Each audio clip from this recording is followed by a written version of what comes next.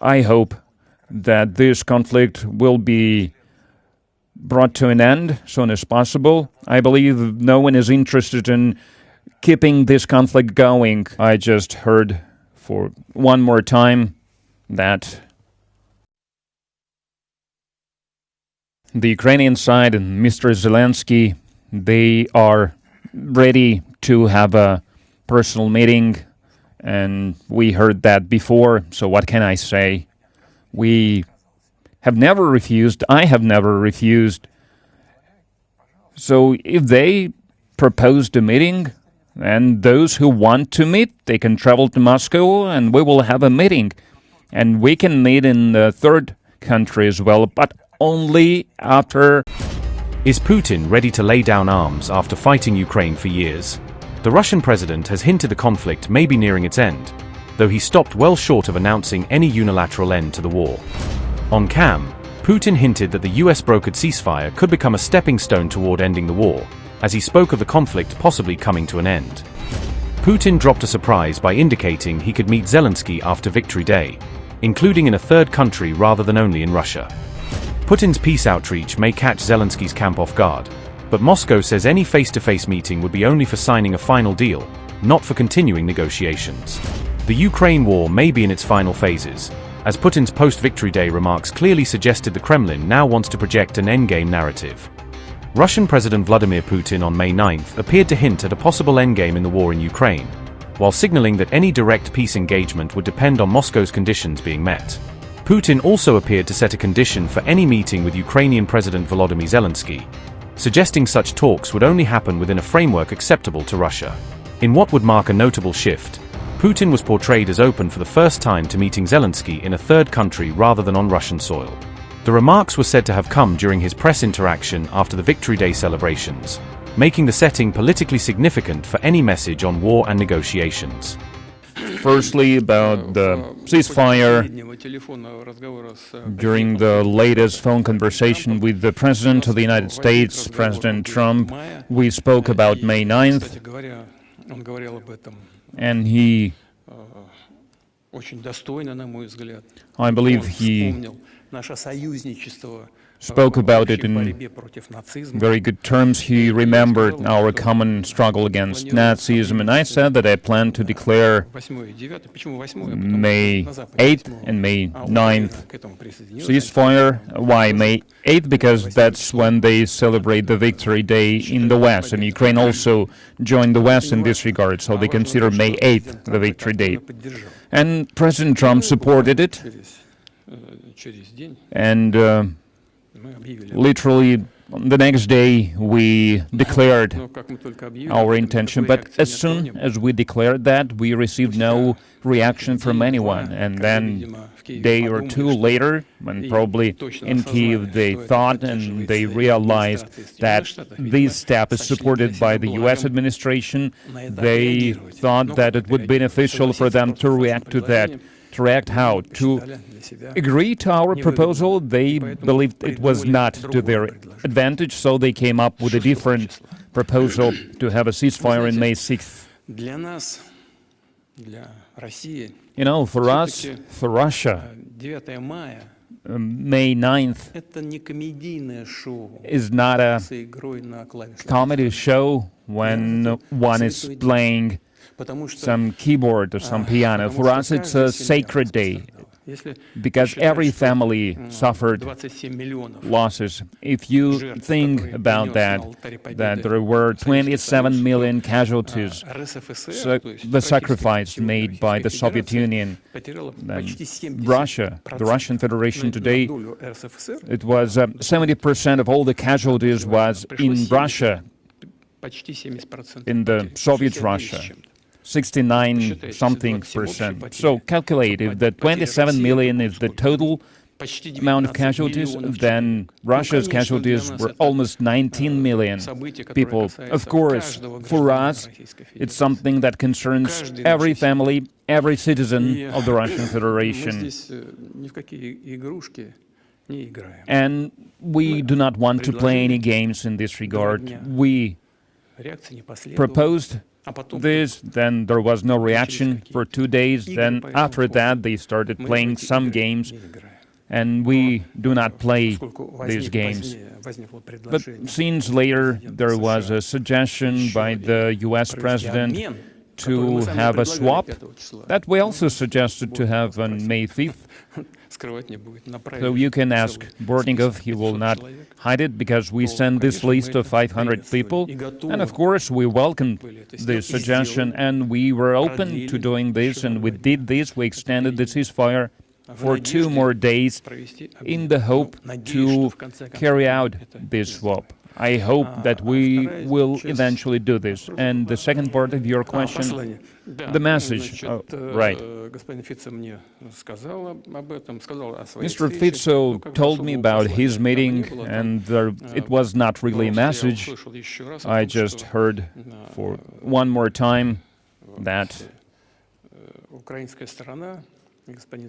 the Ukrainian side and Mr. Zelensky, they are ready to have a personal meeting, and we heard that before, so what can I say? We have never refused, I have never refused. So if they proposed a meeting, and those who want to meet, they can travel to Moscow, and we will have a meeting. And we can meet in the third country as well, but only after there is an ultimate agreement regarding a peace deal that must be a long-term deal. Then we can meet to sign something, but then this should be the final thing to do, not to hold negotiations there, because we know what these negotiations could look like, because we have this experience from Minsk. Regarding Minsk Accords, we can speak hours, day and night, and it would yield no results. We need specialists to take care of that, to do everything, to make it clear for both sides, to make sure that both parties agree. Then we can meet, we can sign, or we can attend some ceremony where the document will be signed. Alexander Yunusov, live. Happy Victory Day, Mr. President. Considering what you said about the negotiations, what do you think about Americans mediating these talks? Because the last time the talks took place was in the winter, and now Rubio is saying that they probably don't want to waste time on this. Well, first of all, it concerns Russia and Ukraine. If someone wants to help us and does something in this regard, and we can see that the current U.S. administration and the President of the U.S. sincerely, I would like to emphasize this, sincerely want to settle this conflict. They do not want this conflict. They have other priorities. We are grateful for every effort like this. But first of all, it concerns Russia and Ukraine. Can Pavel Zarubin ask a question? Pavel Zarubin, Russia TV channel. The main topic for 2.5 months is events around Iran. How can this situation in the Middle East develop in the Persian Gulf? And do you think, are there real prospects of reaching a peace deal between the United States and Iran? And I also want to ask you this question. Recently you said that the terrorist threat is growing, and you meant the Kiev regime, and considering that these strikes are happening in the remote cities such as Yekaterinburg and Perm, recently Cheboksary was struck. So isn't that the West is going too far? Because in the West they admit that without their support the Kiev regime would not last even a few more days. Well, when you say the West, what do you mean? I think that it's a globalist wing of the Western elites, and they are the ones who wage the war against us with the hands of the Ukrainians. And of course, it's very comfortable for them. They provoked this conflict. I mentioned how it started, because I'm not making things up about how it all started. As odd as it might seem, first of all, it was about Ukraine joining the EU, so they could join if they wanted to. And then it resulted in the armed conflict. Why? Because they do not care about Russia's interest, because they want to use Ukraine to attain their geopolitical goals. And these people in the West, they were lying through their teeth to everyone, and they are admitting this now, and they started these lies with the NATO enlargement eastwards. They said not an inch eastwards, not a step eastwards. So how did it all happen? And all of these together provoked the situation that we can see today. They are the ones who are waging this war against us, and they are doing this with the hands of the Ukrainians. And recently we had this conversation with my counterparts, with the colleagues, and we remembered how it all started. And back in 2022, we had an agreement with the Ukrainians in Istanbul. We initiated this agreement. Then one counterpart of ours, President Macron gave me a call, and he said that Ukraine cannot sign a document like this, a historic document like this, with the gun against their head. And we have a recording of this conversation. So what do we need to do? You need to withdraw your troops from Kyiv. We did that. Then another representative of show business, an artist, traveled to Ukraine, then Prime Minister of UK. And what did he say? You cannot sign this. It's an unfair agreement. But who is to say what's fair, what's unfair? If the representatives of the Ukrainian delegation initiated this agreement, then how is it unfair? Who is determining this? And then they were promised assistance, they were promised help, and they started to escalate this confrontation with Russia that is still going on. I believe that it is coming to an end, but nevertheless, that was a serious thing to do. So the question is, why did it happen? Because they expected to crush Russia, to destroy the statehood within a few months, but they failed. But, well, they got stuck into this, and now they cannot get out of this. Even though there are enough smart people out there, there are those people who understand what is happening.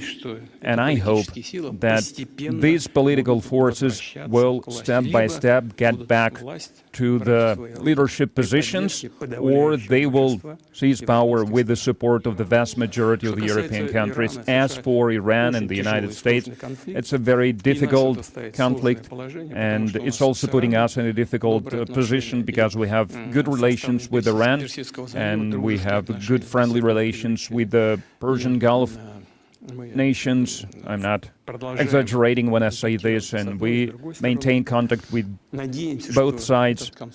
I hope that this conflict will be brought to an end as soon as possible. I believe no one is interested in keeping this conflict going, and of course we understand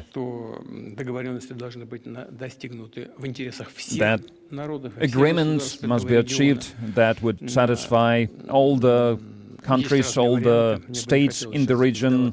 There are several possible options. I would not want to go into detail, but we know how these options look like, and overall, I believe the agreement can be achieved. And vice versa, if the situation will escalate, if the confrontation will escalate, then all the parties will only lose from this. Happy holiday, Zvezda TV channel. Mr. President, we know that there are Koreans who want to...